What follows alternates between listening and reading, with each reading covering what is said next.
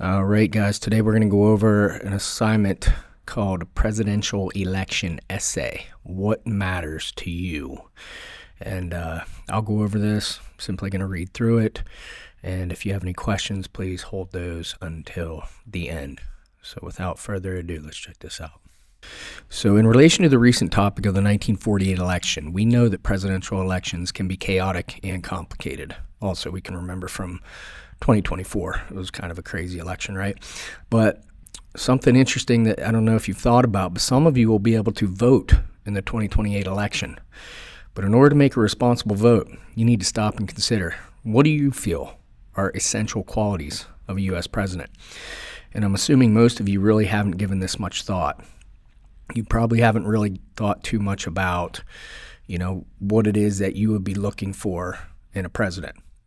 So obviously it's something you need to figure out if you're going to cast your vote responsibly. So there are a lot of things to consider. I've provided a list of characteristics that you may feel are important. There may also be some qualities that I have not listed. You can use those as well. Let's review a few of important terms relating to a presidential candidacy. First, I just kind of want to go over these, 3 requirements to be president. So according to the Constitution, there's only 3 requirements in order to be president of the United States. They are, and I know you guys have learned this before, but just kind of want to review all of this. So number 1, you must be a natural born citizen. So you have to be a U.S. citizen from birth. Okay, so, you can't be born somewhere else and then move here and then become a citizen and then run. You're not allowed to do that. So number 2, you must be at least 35 years of age. That's the minimum, right? The youngest person ever, we've discussed this, was Teddy Roosevelt. He was 42, but that's the youngest person that's ever served. So, but the founding fathers thought that 35 was the minimum that you should be. So again, something to consider as far as age, I won't get into it too much yet. Maybe I'm going to touch upon it here in a second, but, there's a lot that can be said about age. When someone's young, they're inexperienced. They haven't really been through a lot yet, right? When they're old, and I'm talking like old, like 80, there's other pros and cons that come with that, such as when you're old, maybe you don't have the mental sharpness and things like that. So anyways, number 3, 14 years resident. The candidate must have lived within the United States for a minimum of 14 years. And I know you're probably thinking, well, if they're a natural born citizen, they've probably lived here for 14 years. But, you could be born here or born a U.S. citizen and then live somewhere else like Europe and then come back. But you have to have lived here for 14 years. And again, that's all about, I think the founding fathers were looking at loyalty, right? They didn't want somebody coming back and then trying to run and becoming a president, but, having other countries' interests in mind, like maybe they're from France and they become president and then they're making decisions that would benefit France. So that's what that's all about. And then just a couple more important terms here I want to touch on real quick, which is a political party platform or platforms. In this case, we're talking about a candidate, right? So if a candidate is going to run for president, they have a platform, which is basically, like it says here, it's just a summary of their beliefs, their goals and objectives. So if I become president, here's what I'm going to focus on. Here's what I believe. You know what I mean? It's just kind of a short summary that the candidate can provide to the people to, basically just summarize how they view the presidency and what they're going to try to do. Foreign policy says outside of the United States. So that's a candidate strategy in dealing with affairs outside of the United States. So obviously we deal with countries like, Israel and these European countries and the Middle East and, even like Venezuela recently. So, this is what, a candidate's beliefs on how we should handle things outside of our own borders. And, one thing you got to remember is sometimes certain presidents might focus more on things going outside of the United States, and sometimes they might focus more on things going on within our own borders, which actually refers to domestic policy. That means within the United States. So again, things that the candidate says they're going to do here within our own borders. Obviously, we have a lot of issues that we need to deal with here at home as well. So I just wanted to touch on those so you have an understanding of, when you hear those terms, what those are referring to. So your assignment, today you will be composing an essay outlining your various opinions regarding the U.S. presidency.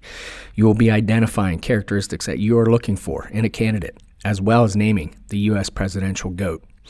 When identifying your qualities and characteristics, things to consider are, what am I looking for in an ideal candidate? Now, you might have someone in mind, or maybe you could just imagine a candidate. Like if you had your ideal candidate, like you were able to create the perfect president, that's kind of what I'm looking for out of, from your opinion. What exactly would you want? And then the second bullet says, why is this quality, so when you're naming your qualities, why is this quality important or maybe even essential for my candidate to possess? So again, you're going to be identifying specific qualities that you're looking for in a candidate, and then I want you to kind of think about why you think those qualities are important, because obviously they're going to be different for different people. Different people have different priorities and things that they would be looking for in a president. So here are some categories you may want to include in your essay. So again, these are some of the qualities that I kind of just brainstormed, some of the things that, people tend to look for. Again, there may be some that you're thinking of that aren't on here, and that's fine. If you want to talk about other qualities or characteristics that I don't mention, you can mention those in your essay. So just let me run through these real quick. So education, does it matter? Why? What level of education do you think is important? The institution, does it matter if they went to Harvard or, East Stroudsburg, or, does it matter where? That's what does it need to be a prestigious college or institution? And, if so, kind of touch upon that a little bit. But, again, the Constitution doesn't say you need any education. You don't even need a high school diploma, which, that sounds kind of crazy. But, when you look back to the early years, George Washington, I don't think he graduated high school because the education system just wasn't established yet. And so, but, education is something that I think a lot of people are going to take into consideration. So the second bullet, military service. Is it important? Why does it matter? Would you prefer a candidate that has military service? A lot of the presidents do, but not all of them. But it's definitely something that's been brought up. Age, like I mentioned before, they need to be 35. But like it says here, Biden and Trump are both pretty old. Biden was like 80. Again, I'd have to double check that. But Trump's like late 70s, so they're pretty old. But does that matter? And again, like it says here, what is the ideal age and why? So if you were to, create a perfect candidate, what age would you make them and why? Why would you say that age? So again, there's pros and cons that come with, everything that we're talking about here. So think about that. Prior experience. Would you like somebody that was involved in business, private business before, running companies and corporations? Or are you looking for somebody that has experience in politics? Maybe they've been in the Senate or the House and they've moved up through the ranks. So again, or perhaps some other sort of endeavor that I don't mention here. Maybe there's some other background that you would find more suited for the President of the United States. Family. This is something people probably don't think about much, but there's only been one U.S. president that wasn't married, surprisingly enough, and I believe that was Buchanan. But does their family background matter? Does it matter what kind of family they come from? Are you looking for someone like George Bush? Obviously, his dad was the president. There have been a number of people who served that, their dads were president and things like that.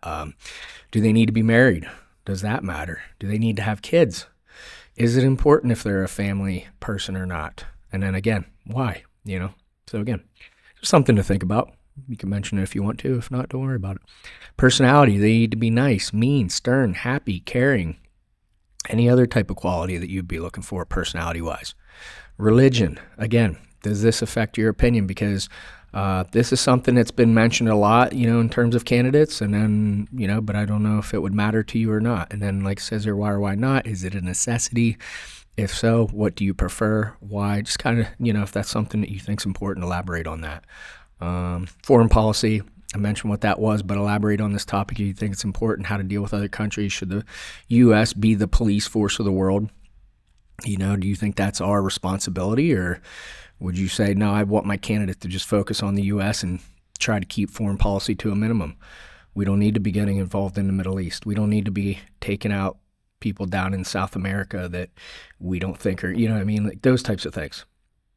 Domestic policy, again, we talked about that, but should this be our focus? Should we just be focused on what's going on here, or do you think we need to focus on what's going on outside of our own borders? And then again, why or why not? How should issues within the U.S. be handled? What about personal choices such as alcohol or cannabis use? So any of those freedoms that we have here, age, drinking age and things like that. What about things like driving age and requirements? Again, these are things maybe you really haven't thought much about. Again, what about military service for U.S. citizens? Should it be mandatory? Which some people do bring that up, that they think everyone should have to serve, like 2 years or something like that. And some countries actually do that. Israel, China, I believe, Italy, I believe, has mandatory military service. So, just something to think about. But should there be an emphasis on education here within the U.S.? What about immigration? Obviously, that's been a big topic as of late. Any other topics that are important within the U.S.? So maybe things I didn't mention. You can mention anything else that you can think of. So here's your paragraph structure. So on paper, 5 paragraphs, 4 sentences each, 12 points per paragraph. So each sentence would be worth 3 points, and then that would be 12 points per paragraph times 5, 60 points total classwork grade.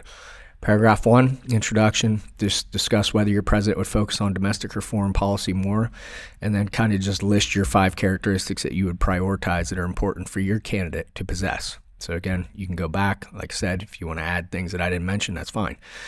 Paragraphs 2 through 4 is going to be, you're going to elaborate on your 5 characteristics. You can spread these out, elaborate on some more than others as you see necessary. So you may mention a characteristic, but not really get into it too much, and then maybe elaborate more on some of the other ones that you think are more important. So again, I'll kind of give you some freedom there on how you want to spread that out, but you just should explain why you feel those particular characteristics are so important.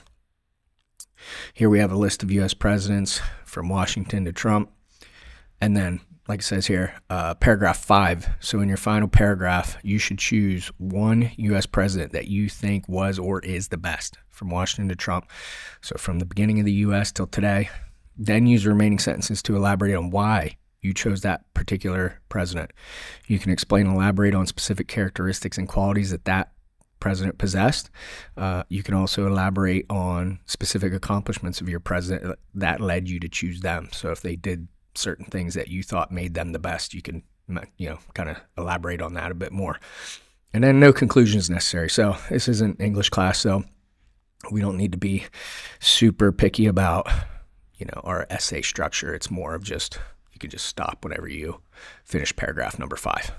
Okay, and so are there any questions?